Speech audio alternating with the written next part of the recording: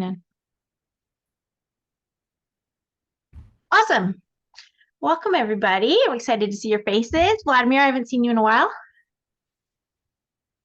Hey, How I'm you in doing? Canada for the first time ever.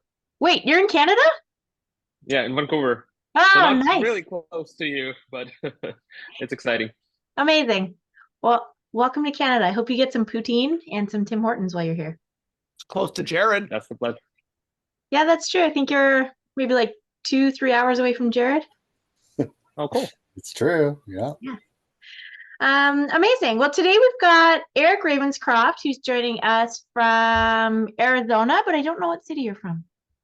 Just outside of Phoenix. Just outside of Phoenix. Amazing. Yeah. We're going to be talking LinkedIn today. I was looking for somebody to come chat with us that's using LinkedIn at a really high level, and a bunch of people tagged Eric. So obviously I thought he'd be like the best guest for us to chat with today. I'll let you give a quick intro if you'd like. Yeah, definitely. Thank you for having me. So I am a agent with Real just outside of Phoenix, Arizona. My background actually stems from the financial planning space, in addition to real estate. So I've been in real estate and financial planning for 14 years now. I started LinkedIn prospecting, gosh, probably about 8 years ago. And that was primarily on the financial planning side, but it started to morph where there were wealth management clients that needed assistance on the real estate side. So it slowly started to morph into prospecting for real estate. So doing it 8 years, obviously LinkedIn has evolved over those 8 years. So there's a lot of kind of tips and tricks that apply now that didn't apply then, and vice versa, things that you need to know with LinkedIn. So that's a little bit about me, my background. Started in California, spent a few years in Oregon, and then been in Arizona for the last 8 years now. Amazing. I feel like so many people from California are ending up in Arizona right now. Yeah, I think the last stat was 72% of our inflow is from specifically California, Southern California. Wow. Yeah, so it's a large percentage. Amazing.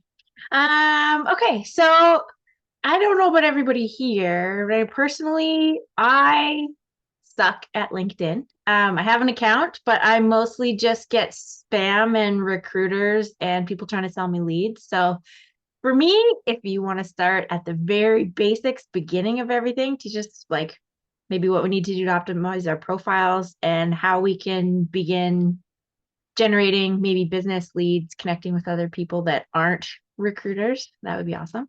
Yeah. So I just kind of have a question for everyone to start is, does everyone have a LinkedIn? Guessing yes. Yeah. Who here logs into it daily? Not me. Not many. I do. You Weekly. do? Okay. Weekly. I Okay. delete emails Um, daily. yeah. Yep. So, high level with LinkedIn and really how it differs from other platforms is LinkedIn has the ability to filter, where other platforms you necessarily don't have that capability. Facebook, you can filter based on location. You can filter based on mutual friends.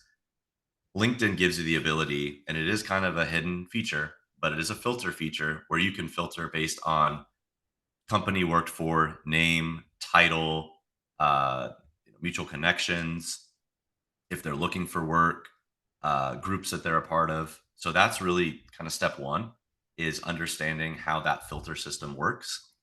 Um, like I said, it's hidden. What you have to do is you go to the top left of the page on LinkedIn where that search bar is.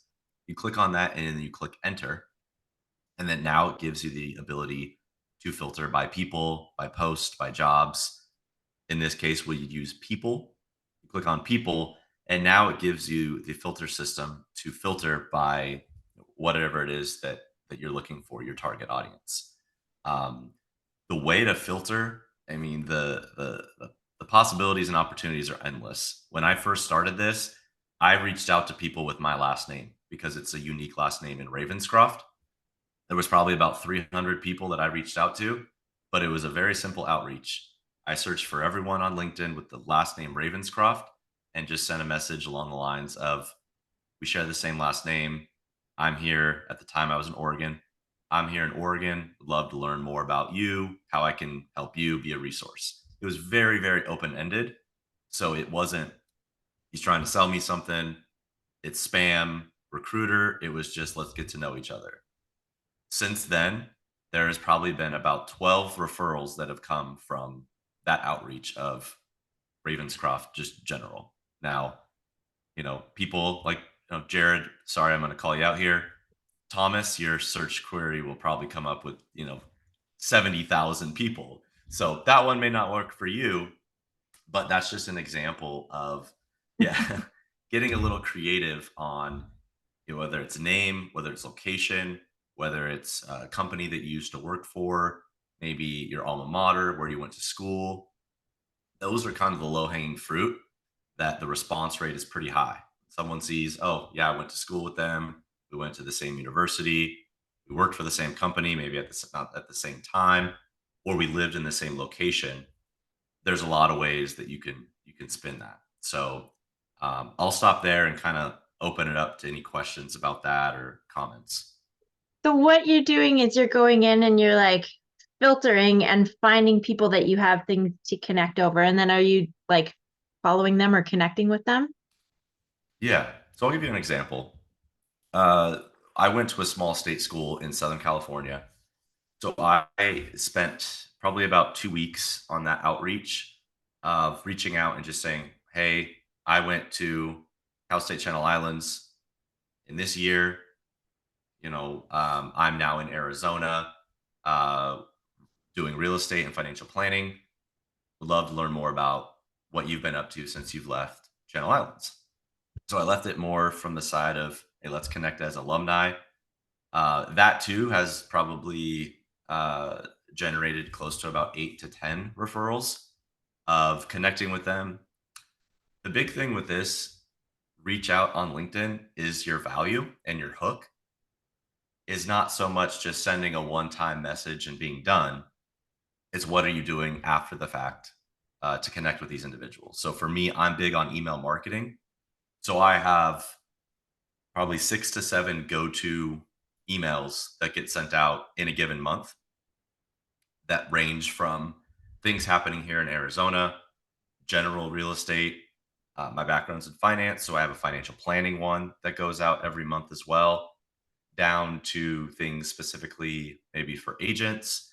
So that's kind of the hook, is making that connection, adding them to the CRM, adding them to any of the emails that they're interested in, and then continuously following up every 3 months, 6 months, depending on the situation.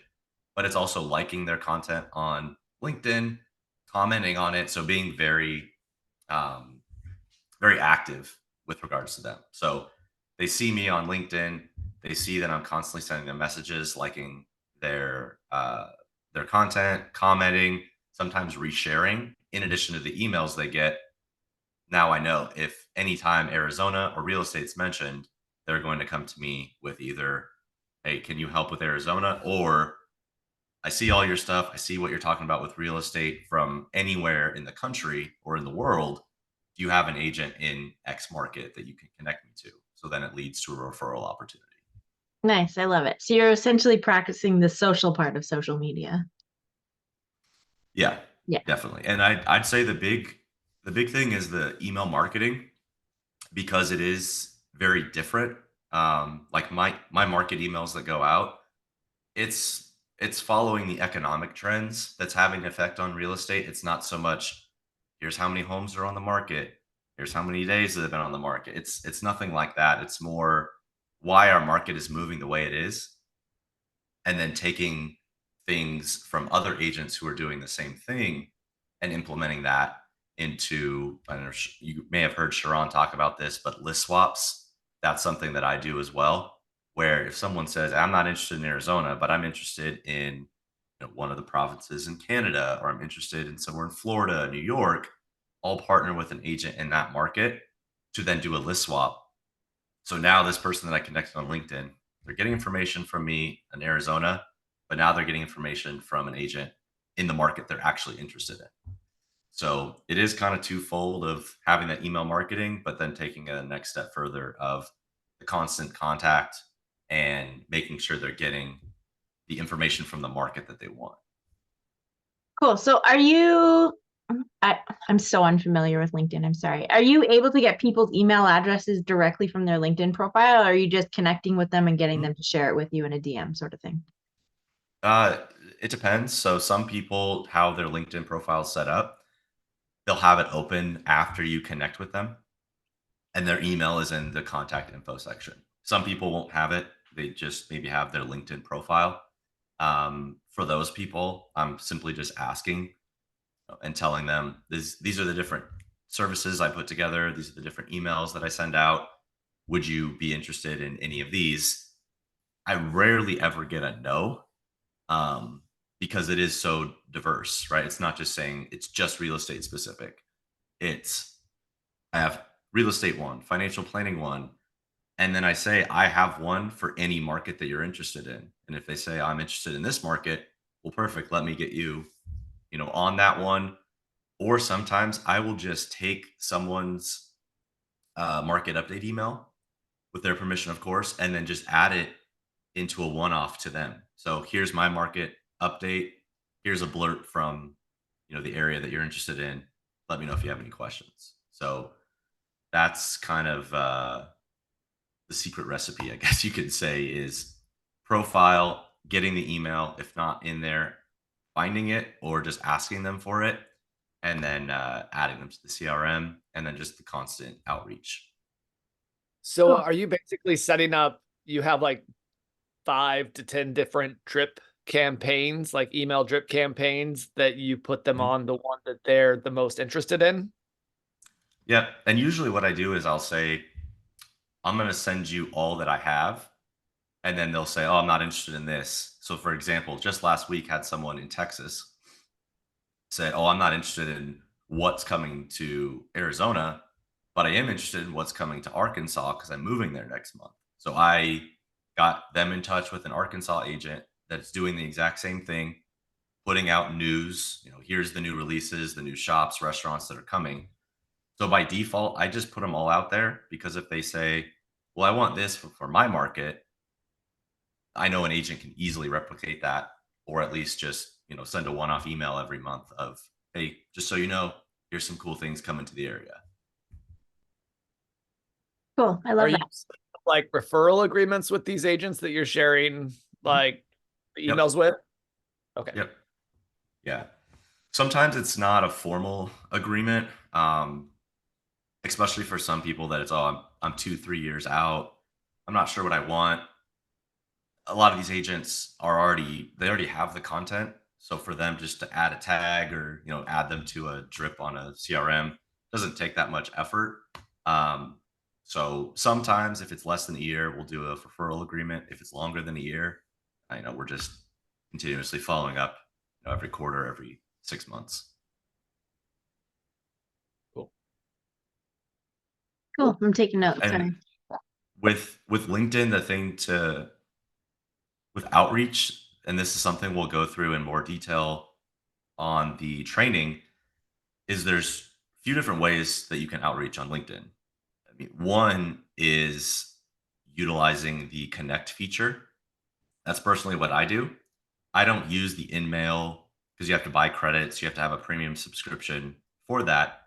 All I do is I go on and add to connect. And then when you click connect, it gives you a prompt to say add without note or add with note. When you click add with note, that's where you put your contacts in there. That's where you put either your template that you built out. That's where you put your messaging. That doesn't count against any in-mail credits. The only caveat with that is that person that you sent that connection request to, they have to actually accept your connection request for that inbox or for that message to show up in your inbox. So if they don't reach out, if they don't accept your request, that connection is just pending forever or until you go cancel it. Right. So that's a lot of what the training will cover is, tips that you need to cancel pending invites after 3 months, because then LinkedIn will start to see, hey, you're sending a lot of connection requests that aren't getting accepted. This might be flagged as spam. And that naturally happens just with any active outreach on LinkedIn, because so many people don't check their LinkedIn. Like I just got a message last night from an agent. I was trying to send them a referral, and this was November of last year. I didn't have any contact information I couldn't find online. I was only connected to them on LinkedIn. And what we're, beginning of June. So 7 months later, they finally respond. So that just kind of tells you a lot of agents don't check it.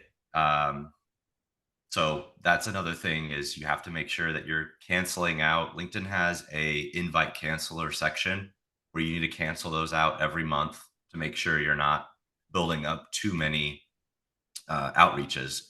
But a few things: you have to have a premium account to do this. A free account will not get by. Even just a basic career account, which I think right now, if you pay by the year, is right around $18 or $19 a year or a month. So you have to have at least the career premium account to do this, or else LinkedIn will flag your account. They'll mark you for spam, or worst case, which don't want this to happen to anyone, they will permanently ban you from LinkedIn if they see that this is going on. The real unfortunate thing is LinkedIn does not differentiate spammers versus someone sending genuine messages with value. They just look at the outreach number. If you hit that outreach number, then they could ban you ultimately. So I usually keep it 20 to 25 a day. I know other people that test the limits and go way above that. I personally don't want to take that chance, because with me, I have probably close to 12,000 connections on LinkedIn. LinkedIn gets shut down for me, that would not be good. So, I'd say to anyone implementing this, kind of err with caution, use your best judgment, but 20-25 a day is usually the best number. So you're not hitting over that 125 mark per week. Do you know what's like your conversion from outreach to people who actually end up in your CRM, and then from the people who end up to your CRM to possible like close within a year to two? I don't track it that way. I more sense track it based on a year, because there's some people that are in there that they necessarily didn't convert, that they are clients, but they had sent clients my way, or the other side, they've sent an agent my way that, hey, I had a great experience with this agent here locally in X city, you should connect with them. They then have been in the pipeline to potentially move over to Real. So it gets a little hairy to track all of that, where it's, okay, here's a real estate client, here's a referral, here's an agent referral, and then there's been other things like referrals to financial advisors. So I more just look at it as what business from transaction has come to me in a given year, and it's consistent. If I'm doing 20 reaches a day, pretty much every week, there's at least probably 6 to 9 deals a year that come from it, and that's been consistent over the last probably 6 years or so. So out of that, That's not including referrals or agent referrals or anything like that. so then just to go back a little, so out of the 20 to 25 per day that you're reaching out to, how many of those, like what percentage would you say actually end up in your CRM? Like, so connect with you. Every single person gets in the CRM. Now, whether they get added to a series or an outreach, that's if they're saying yes, but everyone's getting put in the CRM, because I want a reminder for myself to congratulate them on a new job. I want a reminder for myself to wish them a happy birthday. I want a reminder just to see how they're doing, if I can be of value anyway. Beginning of the year is important too for everyone in my LinkedIn. I have an assistant that helps with this, but from January to March, we do 2024, next year will be 2025 planning, where we're just sending a message saying we're doing planning calls with all of our clients. We'd love to include you in that. Do you have a goal to either buy, sell, move, invest this year? And I send out that message. So there's another invite or a task in my CRM that reminds me to reach out to those people as well. Cool. And I've found too, again, over 7 years now, there's people that I've connected with that thought there's absolutely no way they're going to do anything. I've just gone by the rule of add everyone to the CRM because it couldn't hurt. I have the tasks. A lot of it is automated, like those planning ones. Um, I could use a bot to go on LinkedIn and say, reach out to all these people who have this tag of, Arizona engineers. That's the one I'm running right now. Reaching out to all engineers that I'm connected with on LinkedIn to have planning calls. So there's been cases where I've been connected to someone for 6 years, and out of the blue they say, "Hey, I'm interested in investing in Arizona," or "Hey, I have a friend that's needs an agent. Can you recommend someone in X area?"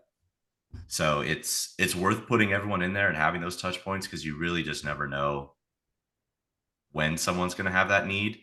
And with the CRMs now, so much of it, you can code it to be automated. You can have them on drips. You can adjust those drips to provide real value. And there are some LinkedIn bots as well that can help with this. I, though, tell people hold off on that until you've done it manually and you kind of get a good groove, because those bots can get you flagged as well on LinkedIn. So you're basically adding 20 to 25 people to your CRM every day. Every day. And are you using you're with Real, so are you using Lofty or do you have a different CRM? I'm using Lofty. So I was with KV Core.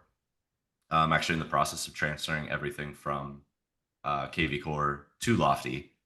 But I've actually found Lofty is going to work a lot better than KV Core with this outreach. So yeah, I'll utilize Lofty, have some of the automation in there. But a lot of it is anytime someone goes in the CRM and they have a tag of LinkedIn campaign, which my assistant will put in, then it just automatically generates the tasks of find the birthday, 2024, 2025, beginning of year planning call. Also, if it's a specific type of outreach, so like right now, Arizona engineers. I know engineers are analytical. They want the numbers. That message to them with the planning call is worded much differently than someone that is not analytical. So those tags automatically just generate the tasks. So I know each day, whether it's me doing it, whether it's my assistant doing it, knowing what our outreach is. And you said you're starting a Real Academy course on this shortly? Yeah, it'll probably be September or so, because we're also doing a financial planning course for real estate agents. So that one will get launched first and then LinkedIn shortly after that. But with the course, it's basically going to be a guide showing you how I do it on my LinkedIn, where to click, and some test campaigns that I've run that have had a lot of success. I'd say though, the number one campaign that has worked for me is relocations, and I don't know how it would work. Is everyone on the call here in Canada, Providence in Canada? No, I think we're half Richard, and where are half. you at? I'm in San Francisco and we don't have relocations here. Well, so let me tell you We this. have, we have people Leaving, exactly. So this is one that I did in Oregon. I spent some time in Oregon. Very famous, popular coffee place, Dutch Bros, is headquartered in Grants Pass, Oregon. They, let's see, this was earlier this year, had announced that they're closing that headquarters and moving to Arizona. So naturally, yes, I did reach out to those individuals in Grants Pass to see if there's a need, if they have questions about Arizona. But for those that got let go, for those that didn't have a job anymore, didn't know where they were going to go, I just offered to help. I offered to help them with their LinkedIn, offered to help them get connected to maybe people that I know that are there. So you could do that too. If it's, there's a layoff, if there's a restructure, you're leading with value. You're not like a shark going in and saying, "Oh, saw you got let go. Do you have to sell a house now?" It's, "Hey, I'm well connected on LinkedIn. I know a lot of people in the area. I've been here for X amount of years. If you were affected by the layoffs, I'm happy to be a resource. I can walk you through your LinkedIn, look at your resume, all these different types of things that you can offer, that you're offering and leading with value. that real estate transaction will naturally follow. Got it.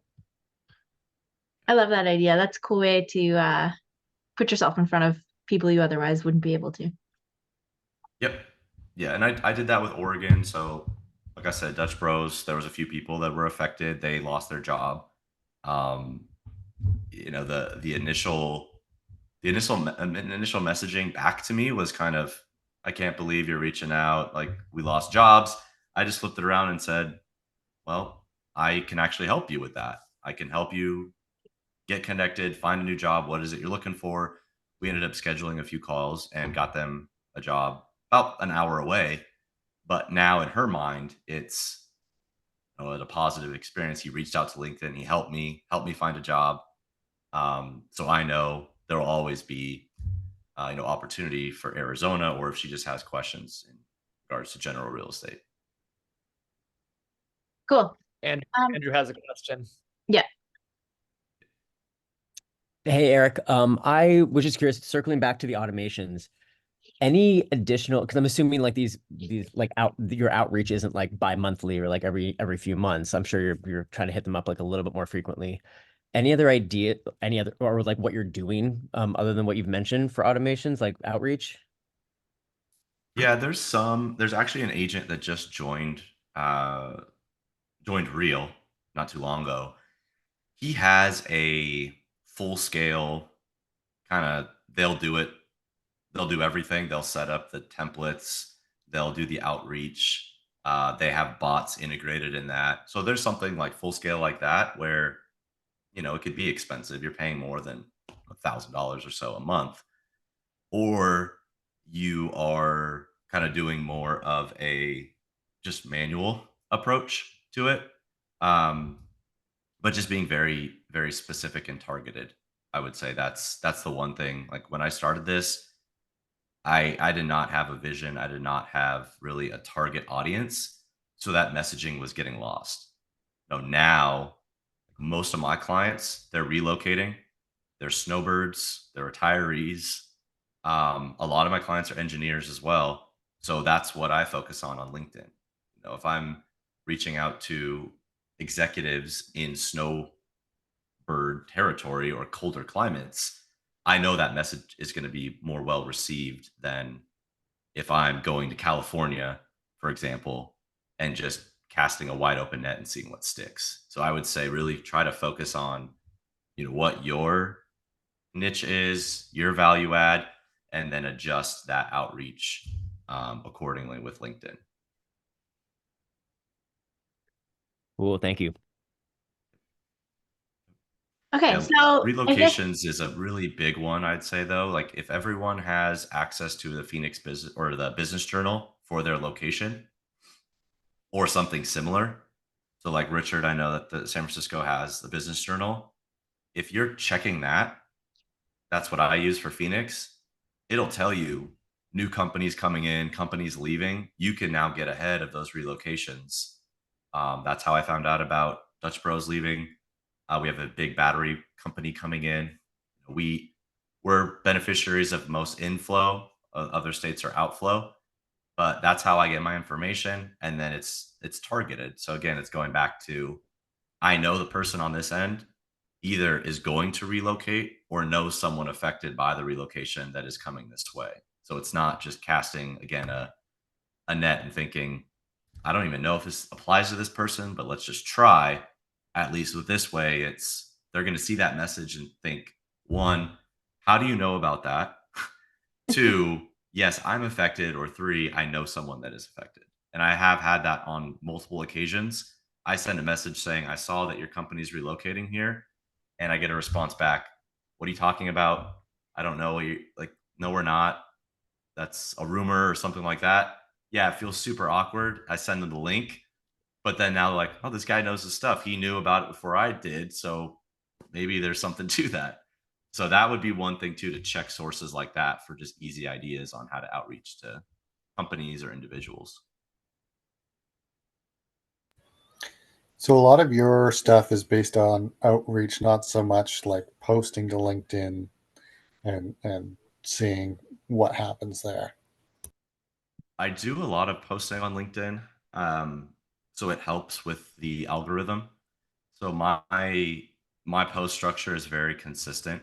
It's usually every Monday, it's sharing someone else's post. Um, Tuesday is always going to be some type of story. Um, I'm very buyer heavy, so it's either some type of buyer situation, Q&A. There's a buyer need. I'll throw that out there on LinkedIn. Wednesday is always a featured property where I'm highlighting a property and breaking down how it would be a good primary, how it would be a good investment property, what the estimated revenues are on that property. Um, Thursday is usually just tips and things of that nature. And then Friday is always blog post, market update, financial planning content. So there is posts every day that do go out that do help with the algorithms on LinkedIn. And that is another thing too. You do have to be somewhat active. I would recommend no less than 3 posts a week.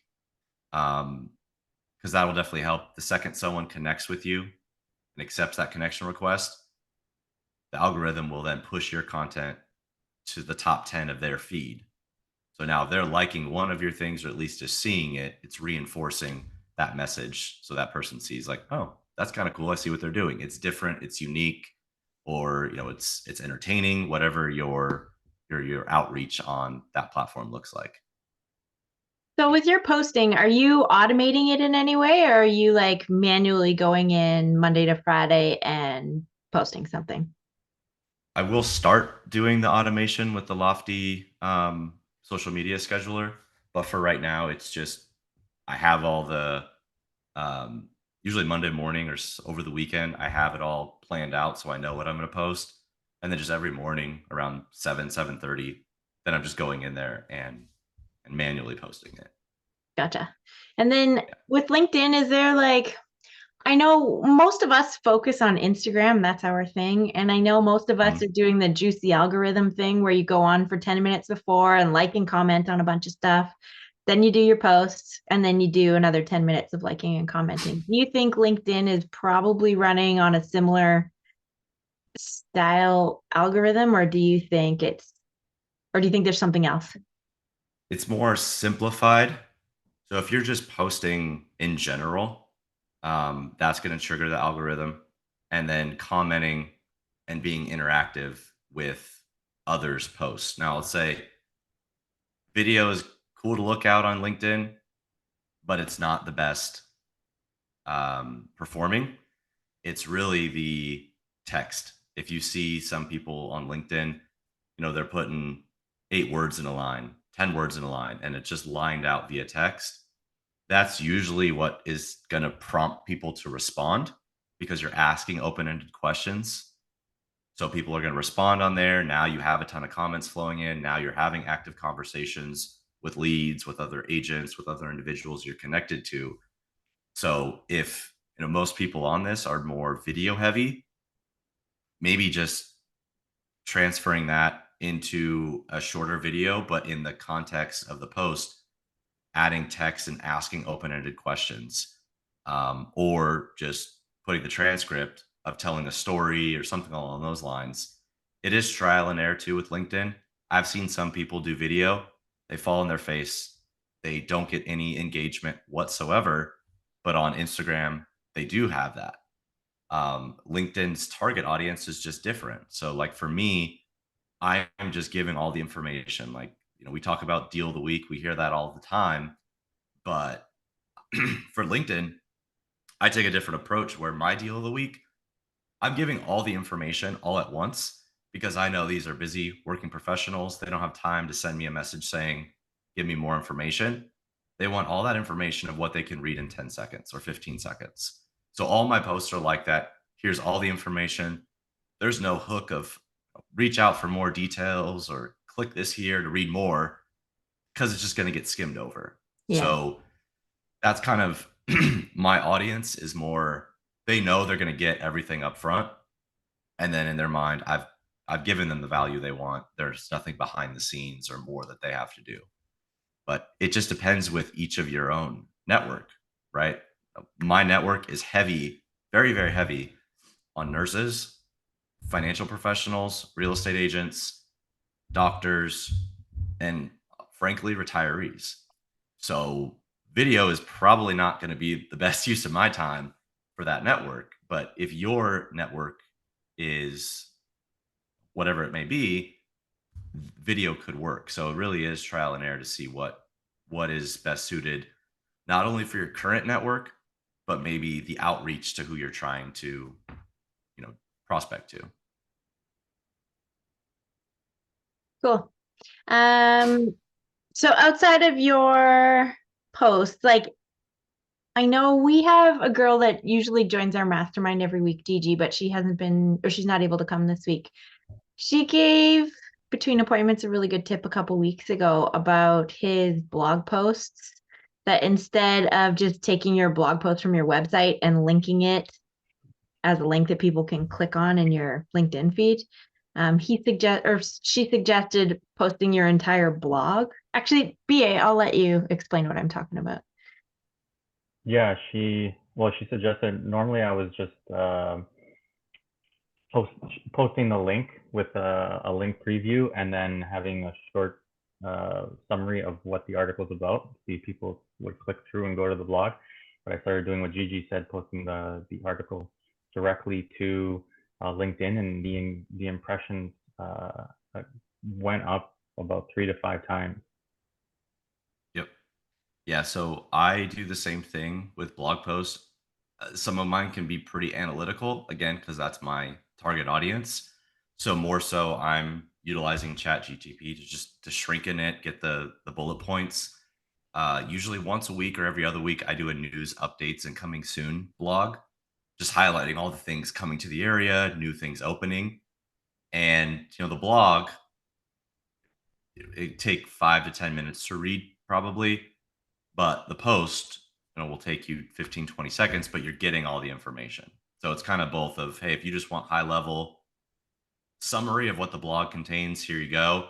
If you want to learn more about the new, the ice curling place that's opening in Scottsdale, then click the link for the blog for the opening date, the location, all that. So I am implementing that on all the blogs. Cool. I think that's helpful. I know I have not been doing any posting, but I'm always curious if making it more text heavy so there's more people to read than just posting the link itself is helpful. So it sounds like that's the case. Yeah. Yeah. And even just trying both, I think in my head sometimes this is how I'd want to see something on LinkedIn, is not necessarily how someone else or my network will want to see it. So it has been a lot of trial and error, again, of, oh, I think this would be great. And as you all probably know, especially with Instagram, you think in your head, this is a slam dunk post, this is going to be amazing. And then it doesn't perform at all. So, yeah, just kind of testing it to see what works, will help drive future content. But even just resharing things, commenting on things, that'll drive future engagement as well. It could be something super simple, as far as, this was probably a month ago. There was a very simple buyer situation that we had posted. And it was very, new construction versus resale, what they were debating, and basically just spelt out pros, cons, differences. I think I just reposted it actually last week because the engagement was really high. So it doesn't have to be complex on LinkedIn. It doesn't probably have to be to the scale of when you're going through these ideas to produce a video on Instagram and other platforms. LinkedIn is much more simplified because you can just, like I said, give the text, share someone else's post. As long as LinkedIn sees that you're providing value and that you're active, those new people that you're connecting with, they're going to continue to push them in your feed. Cool. So mainly get out there and make some connections and try and be social with everybody. Do your minimum 3 posts a week. Is there anything else that you think, and sharing stuff? Is there anything else we should? The other thing is profile completion. I think it was mentioned previously, was, and I can send a guide out if that would be helpful, of just make sure your LinkedIn has all these things completed. and it's simple things like if you don't have a banner, that will unfortunately, be a negative on your profile. Things such as, and this is super common that I see all the time, people on LinkedIn that they put their name under their names, their title, and especially real estate agents, they just say real estate agent. Well, when you send out a message to someone, all they're going to see your name and the title. It says real estate agent. So how many people are going to think, oh, another real estate agent that's marketing me, delete. So in that title should be something about you, about your business, how you're unique, what you do to go above and beyond. So like in mine, it talks about how I'm a real estate strategist, wealth advisor. It talks about the nonprofits that I'm affiliated with. It really truly tells a story. So putting that in there versus just realtor, real estate agent will make that profile stand out when you are doing this outreach, because then you're not just the everyday real estate agent. It's, oh, they do that. I want to learn more about that. So putting those interesting things in there that separate you from everyone else will definitely help. And then awards, just talking about yourself in your description. Like I said, I'll send a little bit of a guide that could be shared to everyone on just Cool. steps. Make sure your LinkedIn profile has all these things filled out, and then you could always use my page as a guide of, I don't know what he's talking about here. Reference mine, and then you can see what I've done with it. I love it. That's amazing. Thank you. Cool. Well, I think unless you have any other cool tips or pointers for us, anybody? I think that's probably the best, high level overview. A lot more will be going in detail, and it would help everyone to understand when I'm able to share my screen and do the demo with the presentation on the power behind it, some of the case uses, some of the examples with outreach. I want that one to be interactive, where if someone says, like Richard said, in San Francisco, then I can pull up an example and say, all right, well, I'm going to reach out to so-and-so in San Francisco, or we're going to pull up the San Francisco Business Journal, look at the articles, we see a headline, that's our new campaign. So, that could be a little time consuming if everyone's chiming in, but, taking a few cases from different individuals' locations to then kind of go through a demo and a walkthrough of what it would look like for them. Cool. I love it. Everybody, if you want, once Eric has his course up on Real Academy, I will give you guys some invites into it if you'd like. Did anybody have any questions for Eric before we let him get on with his Monday? Yeah. I have one more. It's not related to LinkedIn at all. Channel Islands. What got you to go there?